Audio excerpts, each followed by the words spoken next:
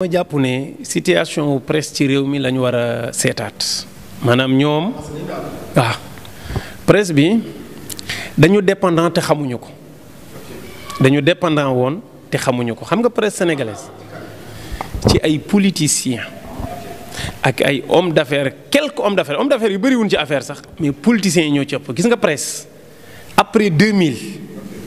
fukki presse yoo jël juróom-ñeent yi loxo politicien ci nekk après 2000 avant 2000 nga gisoon ay nit yu volontaire sans politique ñuy créer presse ay Dunia ay Sud FM ay Walfadjri yii ñoo fi newoon avant Ablaye Wade di ñëw mais après Ablaye Wade di ñëw dañu politiser presse bi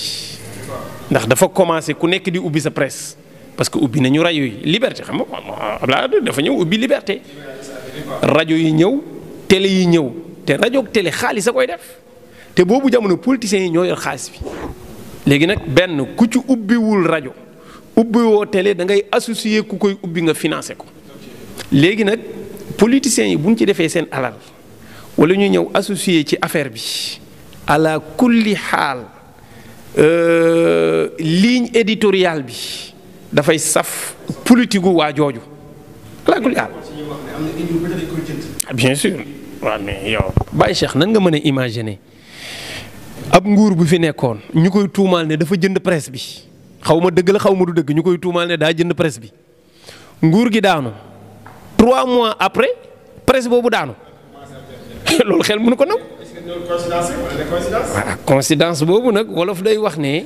tombe moo waral ay gaaf. léegi nag yooyu man jàpp naa ne presse bi dafa jàpp ne wuy presse bi dafa libre or que ñoom.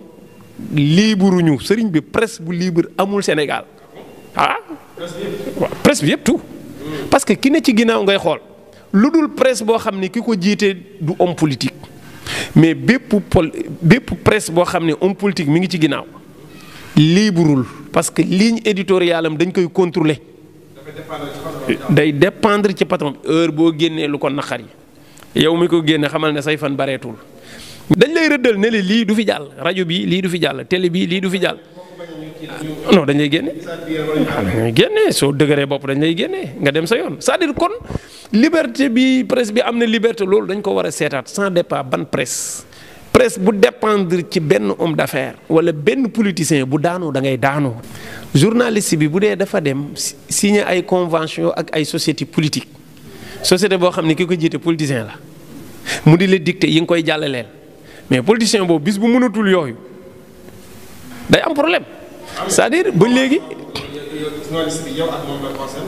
waaw léegi nag